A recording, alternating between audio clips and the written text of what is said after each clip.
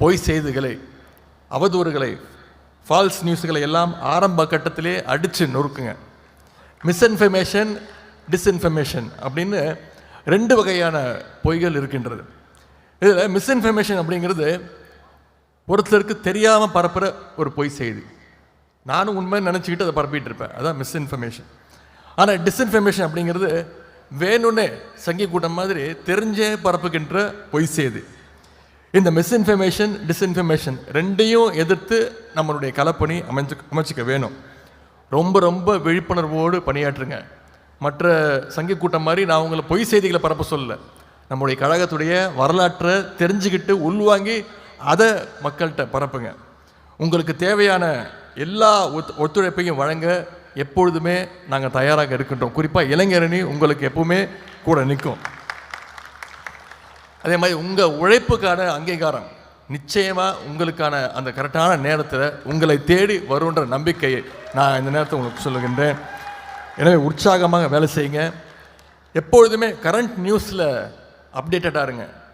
தினசரி காலையில் எந்திரிச்சோன்னே பத்திரிக்கை படிச்சிருங்க. தயவுசெய்து முரசொலி பத்திரிகையை தினமும் தவறாமல் படிச்சிருங்க. தலைவருடைய அறிக்கை, தலைவருடைய பேச்சு இதெல்லாம் படிச்சிருங்க. நம்மக்கிட்ட திராவிட இயக்கத்துடைய கொள்கை இருக்குது, வரலாறு இருக்குது. நம்மக்கிட்ட மட்டும்தான் அந்த ஹிஸ்ட்ரி இருக்குது. அதையெல்லாம் தெரிஞ்சுக்கோங்க. திராவிட மாடல் அரசனுடைய இந்த 4 வருடம் 10 மாதங்கள் இந்த அரசனுடைய சாதனைகளை உள்வாங்கிக்கோங்க. அதையெல்லாம் மக்களில் தொடர்ந்து பேசுங்க, கொண்டு போய் சேருங்க. நம்முடைய முதலமைச்சர்கள் செயல்படுத்துகின்ற இந்த 4 வருஷம் 10 மாதம் திட்டங்கள்னால இன்னைக்கு இந்தியாவிலேயே வளர்ந்து வருகின்ற மாநிலங்களில் முதல் மாநிலமாக 11.19% வளர்ச்சியோடு இன்னைக்கு நம்முடைய தமிழ்நாடு முதல் இடத்தை பிடிச்சிருக்கு. இது பிடிக்காம தான் இன்னைக்கு ஒன்றிய அரசு பல்வேறு தொல்லைகளை கொடுத்துட்டு இருக்கிறாங்க, பல்வேறு இடையூறுகளை நம்முடைய தமிழ்நாட்டுக்கு கொடுத்துட்டு இருக்கிறாங்க. அதையெல்லாம் மீறி தான் நம்முடைய முதலமைச்சர் அவர்கள் செயல்படுத்தி கொண்டிருக்கிறார். தமிழ்நாட்டை வளர்ச்சி பாதையில் நம்முடைய முதலமைச்சர் அவர்கள் தொடர்ந்து கொண்டு போயிட்டு இருக்கிறாங்க. சட்டமன்ற தேர்தல் வர்றதுனால திரு மோடி அவர்களும் அமித்ஷா அவர்களும் இனிமேல் தமிழ்நாட்டு பக்கம் அடிக்கடி வருவாங்க. என்னென்னமோ ட்ரை பண்ணுவாங்க, திருக்குறள் பேசுவாங்க, விட்டா நமக்கே தமிழ் டியூஷன்லாம் எடுப்பாங்க. இதற்கெல்லாம் ஏமாறக்கூடிய மக்கள் தமிழ்நாட்டு மக்கள் கிடையாது. எனவே நாம் தமிழ்நாட்டு மக்களை இன்னும் அதிகமாக எஜுகேட் பண்ணணும். மோடி இப்போ தொடர்ந்து என்ன சொல்கிறாரு, சென்னைக்கு வந்துட்டு ஒரு 15 நாளுக்கு முன்னாடி பேசும்போது என்ன சொன்னார், தமிழ்நாட்டுக்கு டபுள் இன்ஜின் சர்க்கார் வேணும் அப்படின்னு சொல்லிட்டு போயிருக்கிறார். நான் ஏற்கனவே அதற்கு பதில் சொல்லியிருக்கின்றேன். உங்களை எல்லாருமே அதை பார்த்துருப்பீங்க பதிலை. திரு மோடி அவர்களே, உங்களுடைய டபுள் இன்ஜின் சர்க்கார்லாம் இருக்கட்டும், முதல்ல பாஜகவோட கூட்டணி இருக்கக்கூடிய எல்லாமே பஞ்சரான டயர்கள், அந்த ஃபால்ட்டான இன்ஜினையும் பஞ்சரான டயர்களையும் வச்சுக்கிட்டு உங்களால் எந்த வண்டியும் ஓட்ட முடியாது. அப்படி தான் இன்றைக்கி பாஜக அதிமுக கூட்டணி திகழ்ந்து கொண்டிருக்கிறது. சமீபத்தில் ஒன்றிய பட்ஜெட் நீங்கள் பார்த்துருப்பீங்க. இந்த முறை தமிழ்நாட்டுக்கு எந்த திட்டத்தையும் ஒதுக்கலை.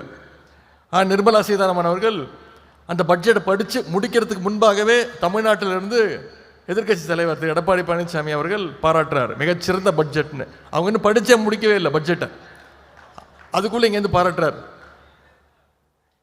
முரட்டு பக்தர்கள் பார்த்துருப்போம், முரட்டு தொண்டர்கள் உங்களில் பல பேர் இருப்பீங்க. ஆனால் இன்னைக்கு இந்தியாவே ஒரு முரட்டு அடிமையை கண்கூட பார்த்துட்ருக்கு. அதுதான் திரு எடப்பாடி திரு பழனிசாமி அவர்கள். ஜாடிக்கு ஏற்ற மூடின்னு சொல்லுவாங்க. இன்னைக்கு மோடிக்கு ஏற்ற ஒரு முரட்டு அடிமையாக திரு எடப்பாடி பழனிசாமி அவர்கள் உருவாகி இருக்கிறார். அந்த அளவுக்கு ஒரு முரட்டு பக்தர், முரட்டு அடிமை. சமீபத்தில் சோஷியல் மீடியாவில், யூடியூப்பில் பார்த்துருப்பீங்க, தொலைக்காட்சி செய்திகளில் பார்த்துருப்பீங்க. 2 நாட்களுக்கு முன்பு எதிர்க்கட்சி தலைவர் திரு எடப்பாடி பழனிசாமி அவர்கள் தியேட்டரில் போய் படம் பார்த்துட்டு இருக்கிறாரு. அது ஒன்றும் தவறு கிடையாது.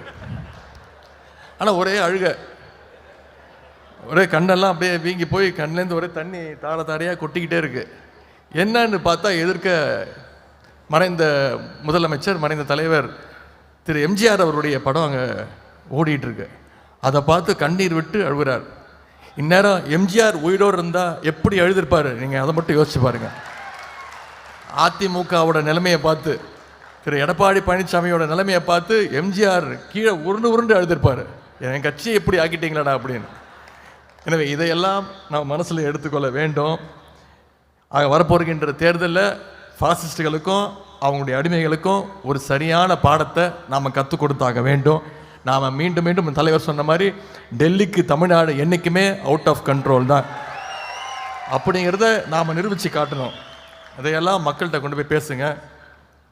10 தோல்வி பழனிசாமியையும் மொத்த தோல்வி மோடியையும் மீண்டும் ஒரு முறை ஓட ஓட தமிழ்நாட்டு மக்கள் நம்மளுடைய சக்தியால் ஓட ஓட விரட்ட போகிறாங்க. நடக்க இருக்கக்கூடிய சட்டமன்ற தேர்தல் தமிழ்நாட்டுக்கும் டெல்லிக்கும் இடையான ஒரு ஜனநாயக போர். வெல்வது தமிழ்நாடா இல்லை டெல்லியான்னு நாம் பார்த்துருவோம். தமிழ்நாட்டுடைய வெற்றிக்காக யார் களத்தில் இருக்கிறாங்களோ இல்லையோ, திமுகவுடைய தொண்டன் கடைசி உடன்பிறப்பு நிச்சயமாக களத்தில் நின்று அந்த போரில் நாம் வெற்றி பெற்றே ஆக வேண்டும். தலைவர் நமக்கு டார்கெட் கொடுத்துருக்குறாங்க, வெல்வோம் 200 படைப்போம் வரலாறுன்னு. நிச்சயம் நான் சொல்கிறேன், தொடர்ந்து பல்வேறு பகுதி மக்களை சந்திச்சுட்டு வரேன். ஆனால் இப்போ இருக்கக்கூடிய மக்களுடைய வரவேற்பு, அதுவும் நம்முடைய திட்டங்கள் போய் ரீச்சாக இருக்கிற அந்த தலைவருடைய திட்டங்கள் ஒவ்வொன்றும் மக்கள்கிட்ட கொண்டு போய் ஒவ்வொரு வீட்லேயும் நிச்சயம் ஒரு பயனாளியாவது ஒரு திட்டத்திலையாவது பயன்பட்டுருக்கிறாங்க. அதுவும் இப்போ கடைசியாக நம்முடைய தலைவர் அடித்தார், எல்லோரும் சொல்கிறாங்களே master stroke. February, March, April 3 மாதத்திற்கு சேர்த்து 1,31,00,000 மகளிருக்கு 3,000 ரூபாய் ப்ளஸ் கோடை காலத்திற்கு கூடுதலாக 2,000 ரூபாய்.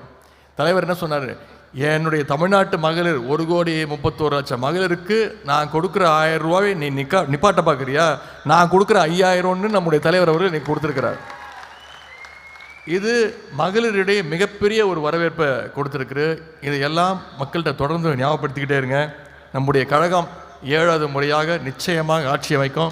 நம்முடைய தலைவர் தொடர்ந்து 2வது முறையாக நிச்சயமாக முதலமைச்சர் பொறுப்பில் உட்காருவார். எனவே வருகின்ற அடுத்த 50 நாட்கள் தான் இருக்குது. அடுத்த 50 நாட்கள் மிக மிக முக்கியம். களத்தில் நாம் இறங்கி மக்களை சந்தித்து நீங்கள் இணையதளத்தில் உங்களுடைய கடமைகளை செய்யுங்க. கழகத்துடைய மகத்தான வெற்றிக்கு இந்த ஐடி விங் நிர்வாகிகள், இன்ஃப்ளூயன்சர்ஸ், தன்னார்வலர்கள் பணிகள் மிக மிக முக்கியமான ஒரு பணியாக நிச்சயம் இருக்கும்.